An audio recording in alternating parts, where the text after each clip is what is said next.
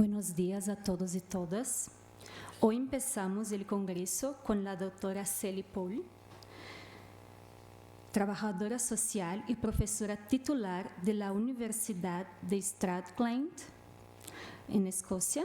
Su investigación se centra en la muerte, el morir y el duelo desde una perspectiva de salud pública, con especial énfasis en el papel de las escuelas en el apoyo a estas experiencias.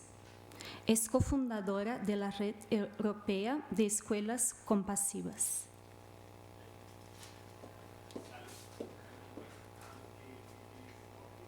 Yes, I can wait. We're just waiting on the translation. Hola, hello.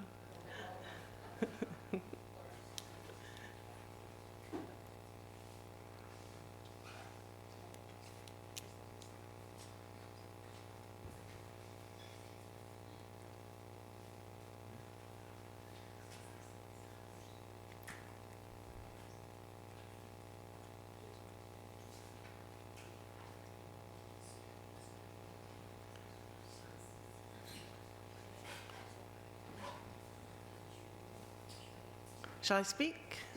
We're just going to see if it works. Yes? Okay. Good morning, everybody. Welcome to day 2 of the conference. As has already been said, my name is Sally Paul, and I'm a lecturer in social work at the University of Strathclyde. It's a real pleasure to be here, and thanks to Pablo and Augustin for the invitation. Today, I'm going to move away from talking about some of the activities that I developed in schools to thinking about the use of theory.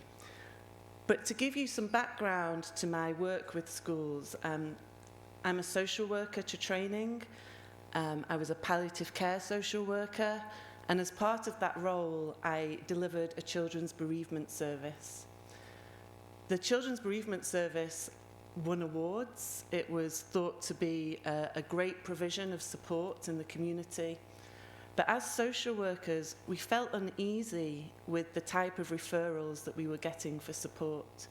Sometimes children were being referred to us without anybody talking to them about their bereavement, and they were referred to specialist support, and we found that our role was working with those referees to think about what support they could provide first before sending them to us. And from those experiences, the idea for my PhD developed, which was thinking about how we work with school communities so that we prevent unnecessary referrals, but how we can strengthen the skills of the school staff to support the children that are in their care. Because we know that that type of support is the most important for children, and there's only a small fraction of children that need specialist support, the type of service that we would provide. So through the PhD, we developed bereavement training for school staff. We developed a death and grief education program. We developed a bereavement policy. And it was the education bit that was a real surprise for me. I thought we might develop training. I didn't think that we would develop a death and grief education program. So from that experience, we started looking at theory to think about why do we need this education? Why is it important? And how can we understand how death features in children's lives? And how does theory support us in that? So what I'm hoping to do today is to get you to think about children's interactions with death more broadly, and then we're going to contribute some sociological theory to the pedagogy of death. And those theories that I'm going to talk about are death systems and death ambivalence. And what I'm going to argue is that through those theoretical lenses, death education has transformative potential, that it can change how children and how schools experience and navigate death and grief experiences. But before I start, I'm going to ask who likes theory. put your hand up if you like theory. Not quite half the group. It's challenging, isn't it? You know, theory is challenging, and I like this comic here because some theories work for us, others don't. But theory is really important in understanding what it is that we do and how we can better support staff, but children and young people, which is the focus of this presentation. So I'm going to start by thinking about the place of death in children's lives. And I'm going to start with my daughter, Ada. She's 11. We are probably a very boring, normal family. We live in Scotland. We don't have lots of money. We don't have too little money. We're very much in the middle. For those of you who know Glasgow, it has a reputation for lots of things: music, culture. It also has a negative reputation. It has one of the highest drug and alcohol death rates in the whole of Europe. Not something Glasgow are proud of, but that sits there in the background of the type of community that Ada lives in. And I want to tell you a little bit about her interactions with death through her 11 years. So when she was 2, her wee granny, as she was called, died. And the practice of my husband's family is that when somebody dies, they come home and there is an open casket. So Ada and I went to visit her wee granny, and that was the first time she saw a dead body. She was very curious. Why isn't she moving? Can I touch her? And that was an opportunity for me to tell her about the difference between life and death. What was interesting in that experience is that every adult left. It was just me and Ada, because the adults found it too hard and left the room. Next to Uncle Tam, her Uncle Thomas died. She was 4 then, and he died of alcohol-related disease. And the family decided not to invite children to the funeral. The priest thought that was the best idea for that family at that time. And so Ada independently made this bunch of flowers and wrote him a little note. Then her best friend's father died very unexpectedly. It was an unexpected accident. And we spoke about that with her. We communicated about that experience with her. And then lastly, a couple of years ago, a very good friend of mine died. And every year, as a group of friends, we celebrate that by going for a walk on the beach, which is something that she loved. These experiences of bereavement are normal. In fact, research suggests that by the age of 10, over half, 62% of children have had a bereavement. And those experiences of bereavement in that research are close family members, so parents, siblings, grandparents, none of the bereavements that Ada has experienced. So this just goes to show how bereavement is part of children's lives, even though we might not acknowledge that. Other ways in which death has interacted with Ada's life: the media will remember the headlines from COVID about how many people had died each year. The lollipop man at school also died quite suddenly. The school chose not to discuss that with the children, but asked that parents let them know that Jimmy was no longer going to be there. She's been looking at the Titanic last year, absolutely loved that experience. This is her model. There are 1,503 deaths in the Titanic. She grew butterflies from the little chrysalis. Has anybody done this activity? Yeah? So the little caterpillars grow into butterflies. Unfortunately, not all of ours made it. We only got 2 butterflies out of those 3 little chrysalises. And Harry Potter. Harry Potter has been in our family for 5 years. They read a book every year. For anybody who knows Harry Potter, there are 158 deaths in Harry Potter. Death is a prominent theme. And then more recently, she's into Marvel Comics, and some of you who are familiar with that will know that Iron Man tragically dies, and if you read the actual comics, you know that many of the superheroes that die somehow come back to life. That hasn't made its way into the films yet, but that's what's coming out in the comics. So death is very much an everyday part of Ada's experience and most children's experience, even if we choose to acknowledge that or not. So I want to look at that experience through the eyes of Castenbaum's death systems. So Robert Castenbaum developed this theory in 1977, and it was in response to this idea that America was a death-denying society. There was a strong claim that Americans denied death. They didn't accept it, they didn't acknowledge it, they put it behind closed doors. And Castenbaum said that's not true.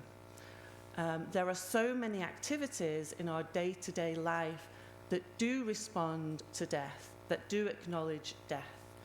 So America isn't a death-denying society.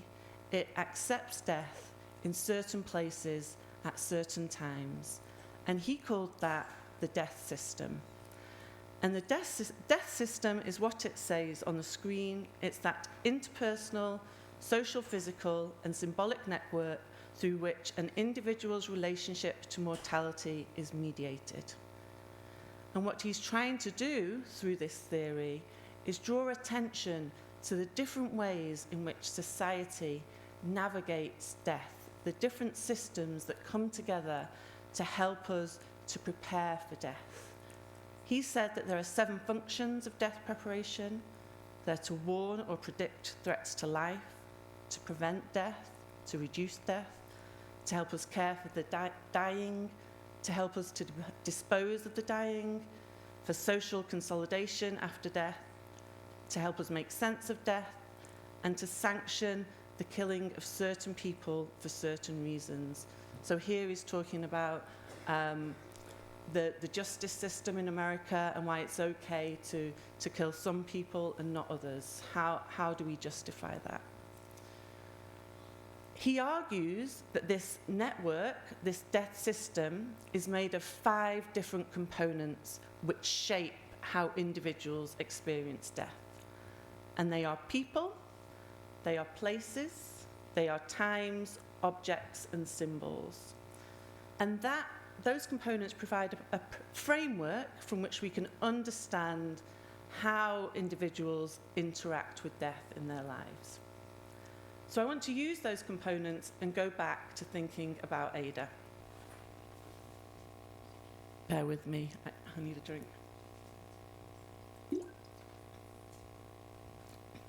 So if we look at people, the component of people in Ada's life, we can see just from the experiences that I've outlined that we've got the family, we've got the mother, the father, the aunts, the uncles, we've got the friends, and we've got the teachers. And it's those people that shape Ada's experience of death, how we respond if we choose to have conversations, if we choose not to have conversations. In the Titanic lesson, do we choose to talk about the people that died, or do we focus on the iceberg and how the boat sunk? We have the places. And here in Ada's experience, we can see we have the home, the family life, and how the experience of home and the home's relationship with death shapes her experience. But we can also see that school has played a big part in that. When the lollipop died, they chose not to talk about, the lollipop man died, they chose not to talk about the death experience. They have lessons which lean towards death if the school chooses to. It has the curriculum, or maybe the school doesn't lean towards death. And then we've got the times. And when Kastenbaum looks at times, he's looking at times where death is more prevalent in society. So that might be memorial days or remembrance days. So in relation to Ada's experience, we have Remembrance Sunday, and that happens in the school. But we also have the anniversary of my friend, which we celebrate yearly. We also have the curriculum, which is delivered at different times. So if, again, we think about the Titanic, she didn't get that education until she was age 10. So what does that tell us, perhaps, about the times for when education about death might happen or might not happen? And lastly, we have the objects and the symbols. And for Kastenbaum, these are very diverse. Objects can relate to anything which is connected to death. Likewise, symbols can relate to anything which has an image or a connection to death. So when thinking about these components in relation to Ada, you can see there that I've argued that certain things fall under objects. You might think differently. So I have argued that the curricula is an object because it is a document that guides teachers' interaction about what they should and should not teach. If death is in the curriculum, they may teach about death. If death and grief is not in the curriculum, they might not teach about death. Likewise, school policy is a document, an object which guides teachers on what to do. And when we think about Ada's experience and the death of the lollipop man, they didn't have a guide for that. They didn't have a process for what to do in the school community. I've also put literature as an object. It could be a symbol, but as a book, death appears, as Zena has already spoke about, death appears in many children's stories and can be a guide to children's engagements with death. And for symbols, I've put the media, how death is represented in the media, and I've also put films as how they symbolize death and what that means for children, what that means for Ada in her life. I think those things are a little bit arguable. You could place them differently, but hopefully you can see how those 5 components come together to shape Ada's experience of death and grief in her life. And that can be in a helpful way or an unhelpful way. And this idea of death systems, although it's been around for a long time, hasn't really been popular.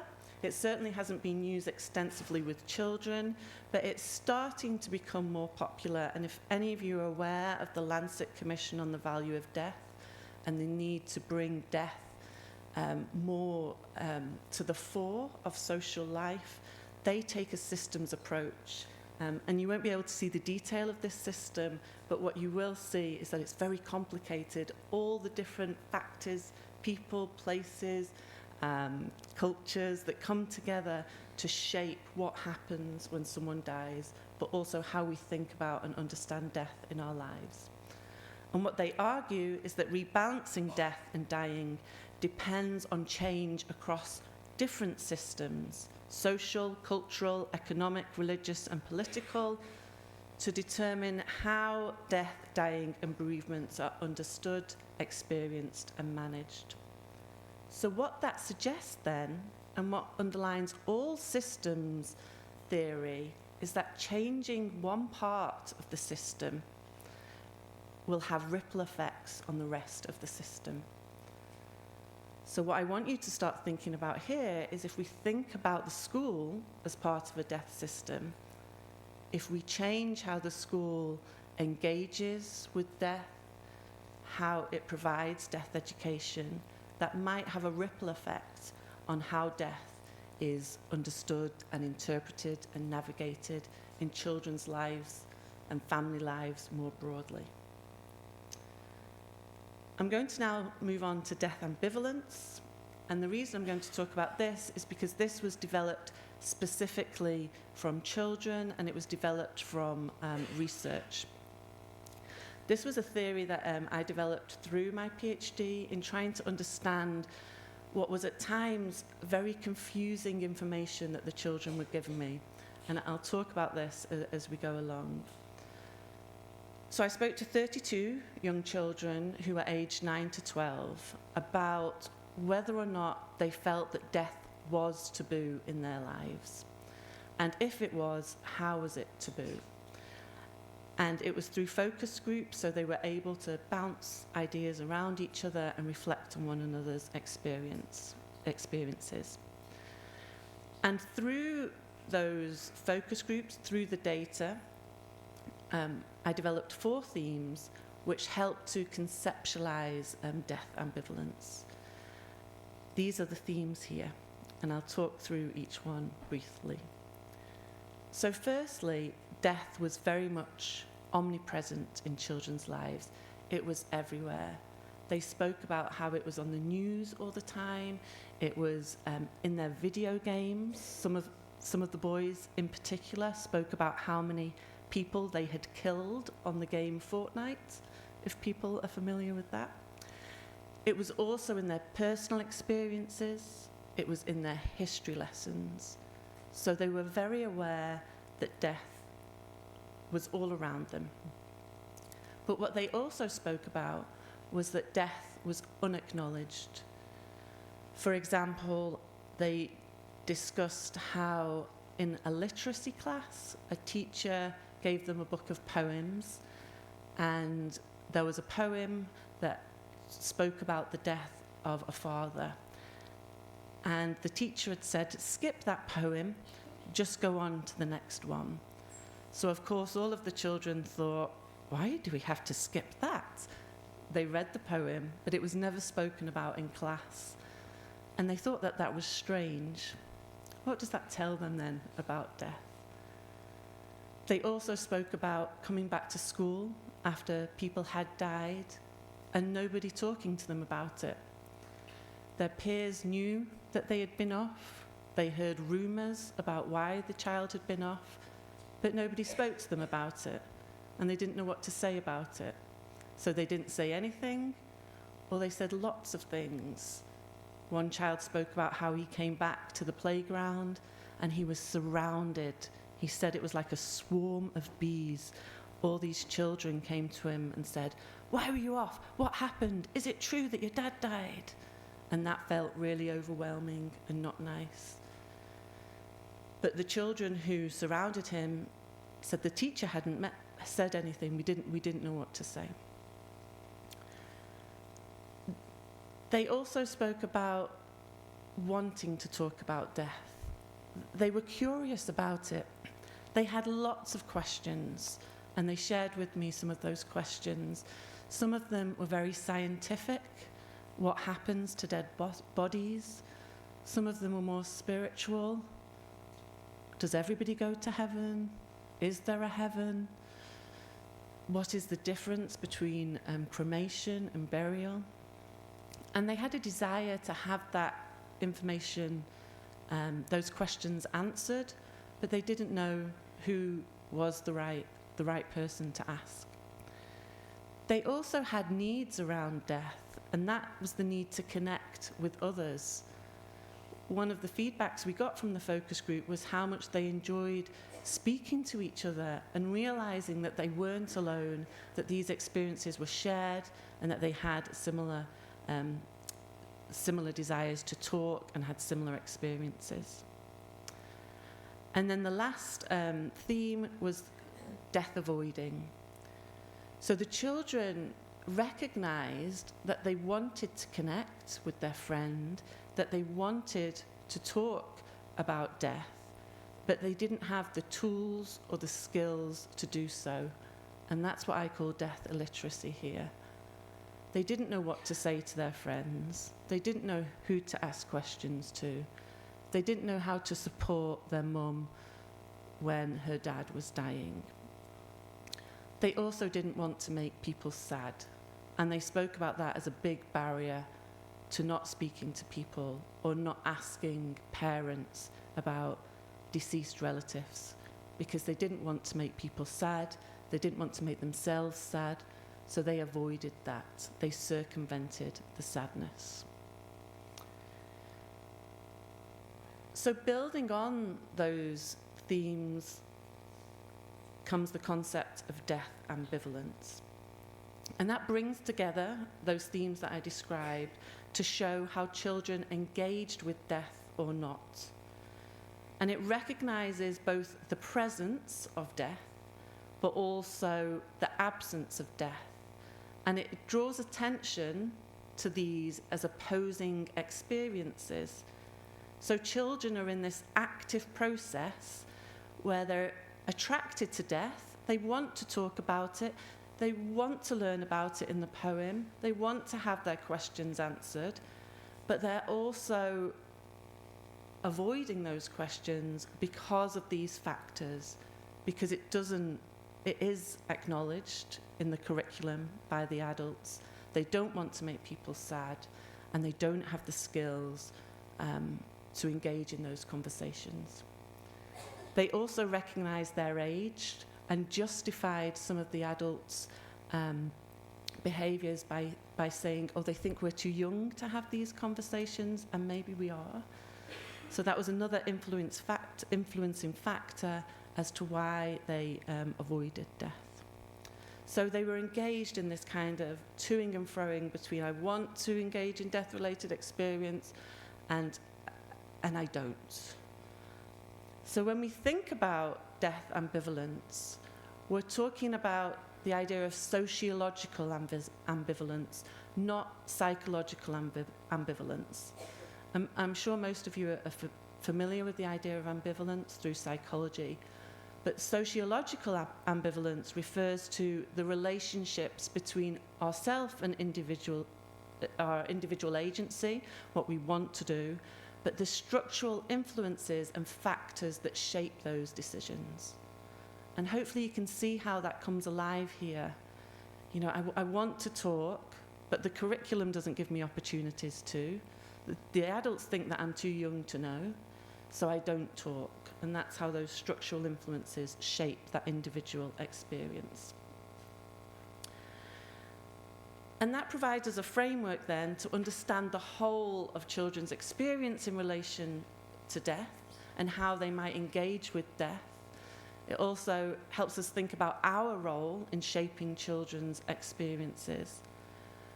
But when we think about that push and pull that is there, going towards death, coming back from death, it suggests ideas for action. And that is a key theme amongst theory related to sociological ambivalence, is that you can do nothing and maintain that status quo, or you can do something in relation to one of those areas and readdress that status quo. So again, you might see where death education might come in. So if we think about death education as relating to death illiteracy and providing children with the skills to have conversations about death, to see that as part of everyday life,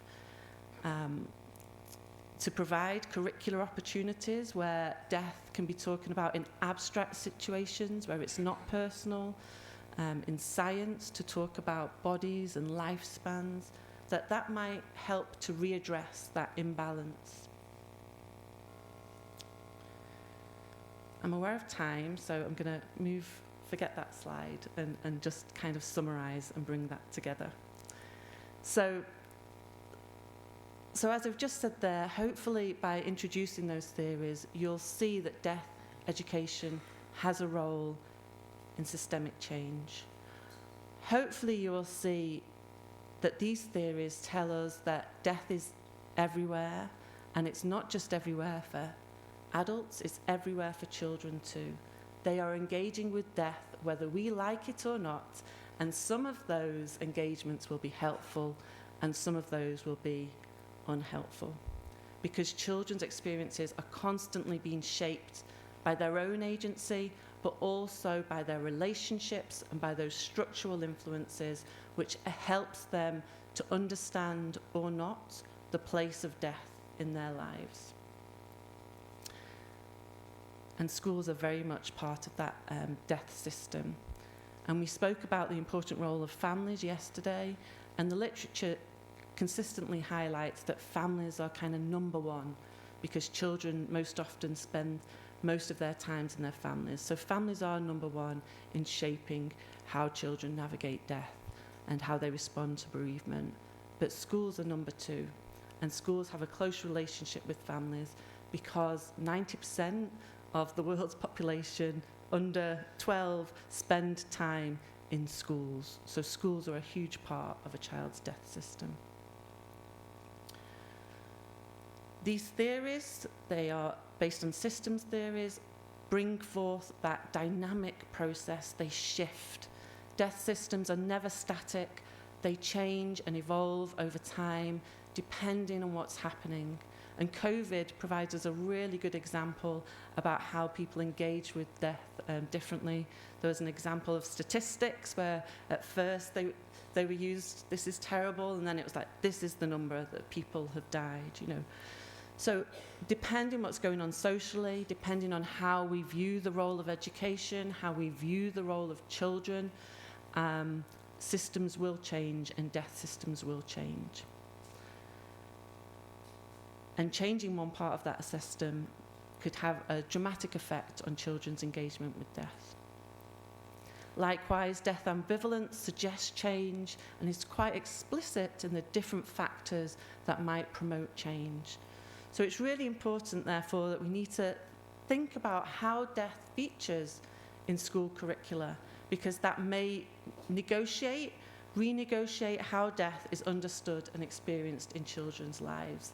And it's from that viewpoint, from this theoretical positioning, that I argue that death education can be transformative.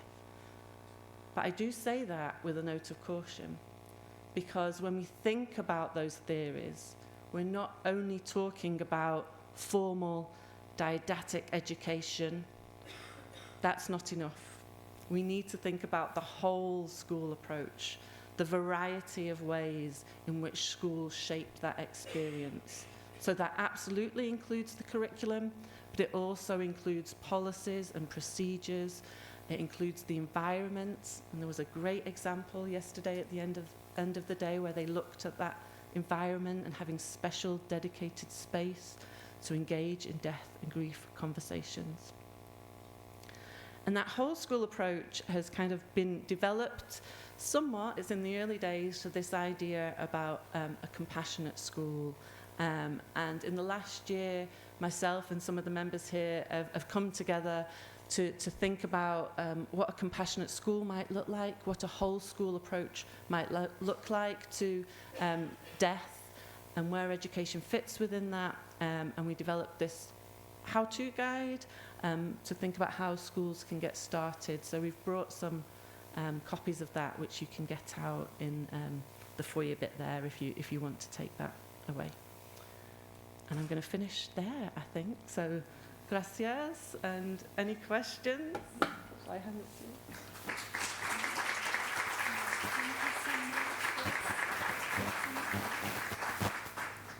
Muchas gracias a la profesora Sally Paul por esta ponencia tan inspiradora y reveladora. Ahora damos paso al espacio de preguntas y contamos con 15 minutos y procuraremos ser puntuales.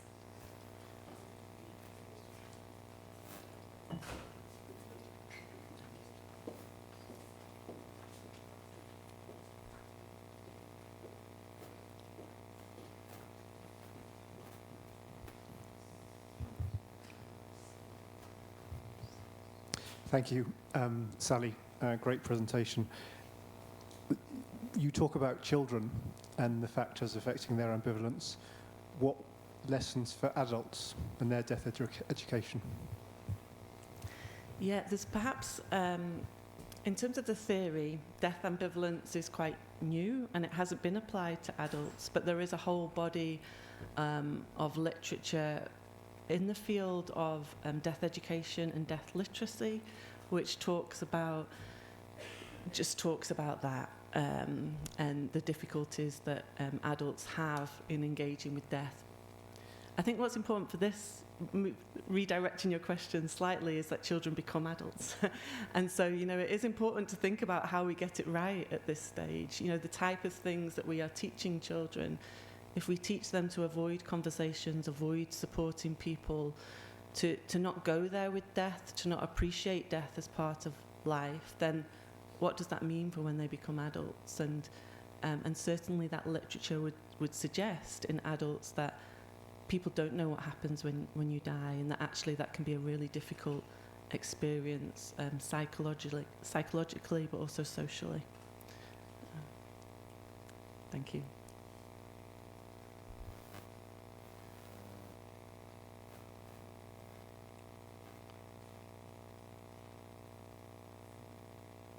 Thank you very much, Sally, for this overall great presentation. My question is very generic, but can you please elaborate a little bit on how the pandemic should have influenced us more, in my opinion, in how we face God, how we face death, respond to death, reflect on death? Because I think as humans we tend to forget and put aside things that are not pleasant. However, it was such a shocking, universal experience, and I think we need to say more about it. Thank you. Yeah, thank you. And that's not an area that I have looked at specifically, but I do know that there's a lot of research ongoing, actually. Certainly I've got a PhD student at the moment who's looking at children's experiences of death during the pandemic, because they were unusual. They were with their families, and we spoke about the important role that families have, but they were with families who were very busy, trying to balance work with caring for their children. And I don't think we know enough yet about the impact of certainly understanding bereavement and death, but we do know about the impact on children's development. So there will be long-lasting impacts. In the UK, the pandemic prompted a UK commission on bereavement. And what that highlighted for children, and what the recommendations were from that commission, was that children, they wanted death education. So they said, tell us about death. We feel like we have the right to this information. And certainly that forms one of their recommendations now, in that all children should have access to death education. And the UK, there's 4 countries in the UK, but they're trying to pin that down as to what that might look like in the different countries according to the different curriculums. Does that answer your question? Kind of. Thank you.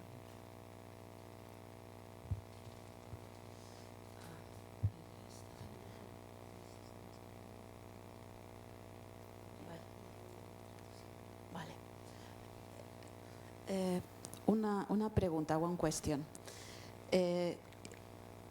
Sí, va traduciendo. Vale.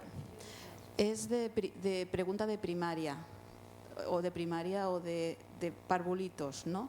De P4. She has a question, like a primary education question, okay? You can read it. It's just come in, yeah. Gracias. Go ahead.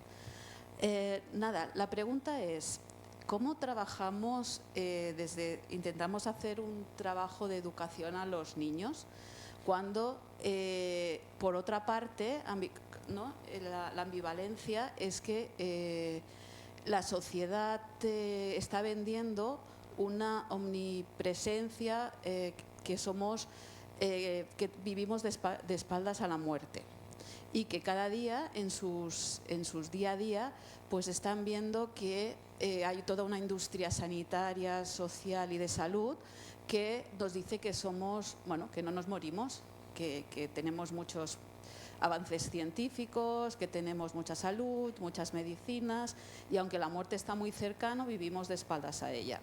¿Cómo contrarrestamos este tema cuando una cosa es en la escuela nos dicen algo y luego en el día a día tenemos todo este peso social de que no nos morimos, que estamos, dijéramos, bueno, que somos, ¿cómo es decir? Inmortales? Nada, es P4.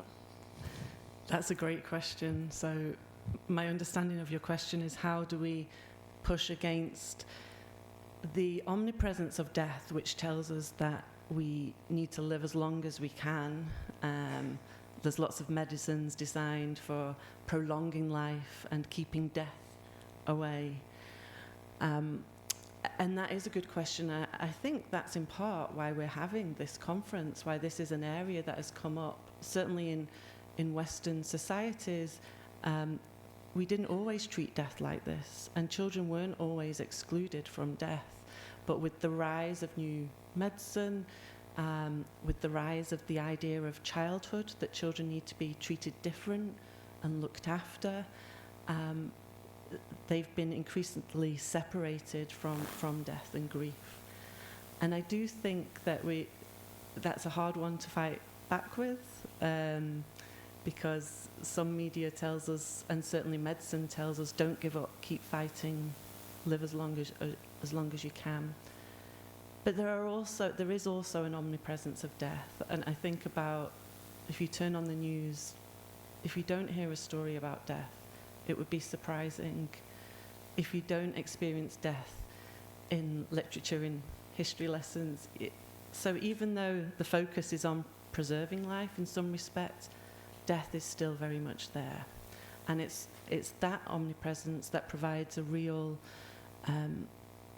opportunity for schools, for parents as well, but for teachers to pick up on those everyday experiences, to think about death as part of normal life, a difficult part of normal life, but it's there.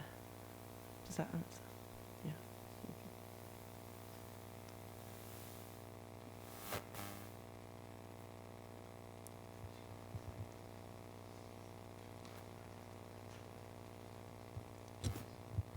Hola, buenos días.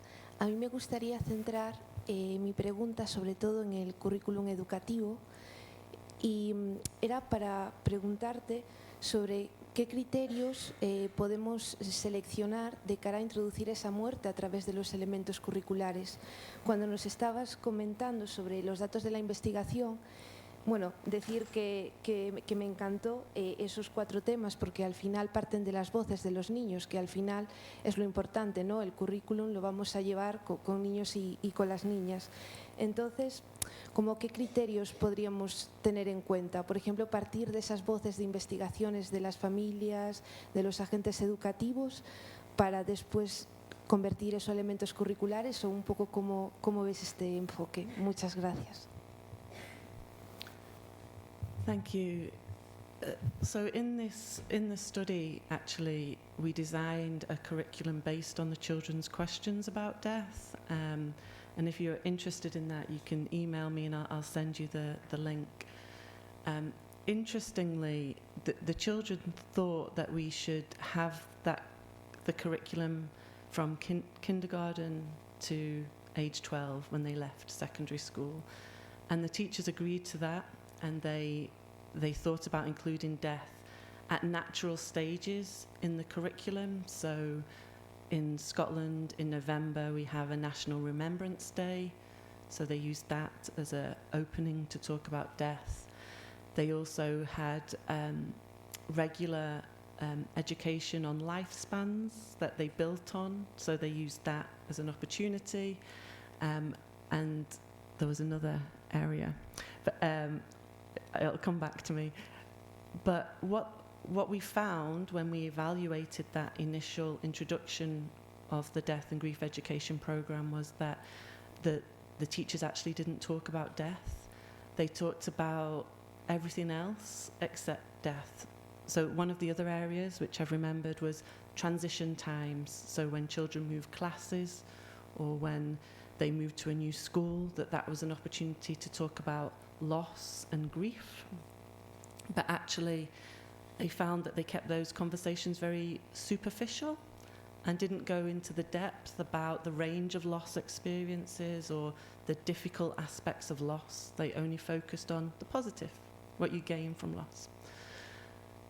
So we reevaluated working with the children and introduced a 5-session death and grief education program that is only offered to 9 and 11-year-olds.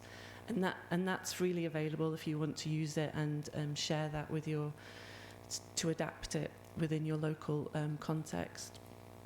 But the challenge actually was for some teachers to deliver that because it was very specific, talking about funeral customs, for example, and some of the teachers felt very difficult, very challenged having those conversations. So we had to support that process very much with training. And that program's been going now for 10 years, and the school really like it, but it's been very difficult to get that happening in other schools. Thank you.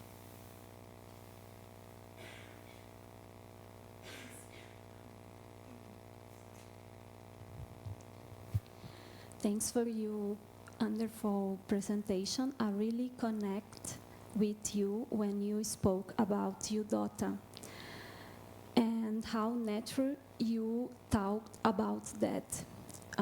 As a mother and professor, what is the best way to talk about this with children at home or at school, for example?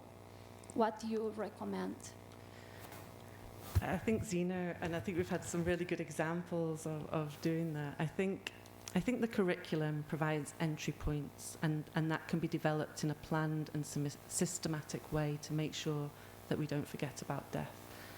But underlying that is being led by children, by using the opportunities that they bring to talk about death. And certainly that's what I do in my home life, and I've seen some really good examples from practice. A teacher was telling me the other day how somebody found a dead bee on the windowsill, and they decided to do a proper Christian funeral for this bee. And that took confidence for the teacher. They had to forget about their maths lesson for that day, and they had to focus on the bee and using that as a teachable moment about death and grief. Does that make sense?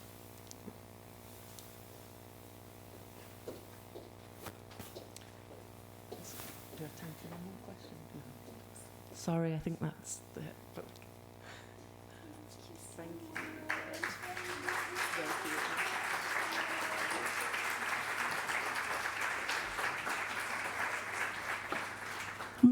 Muchas gracias, estaba increíble. Y Sally también ha traído folletos sobre las escuelas compasivas. Están disponibles en inglés y también en español y se encuentran en la mesa de descripción. Ahora tendremos una pausa de media hora para tomar un café y que pueden encontrar también a la salida del salón de actos, y volveremos puntualmente a las 10 horas y 45 minutos. Muchas gracias.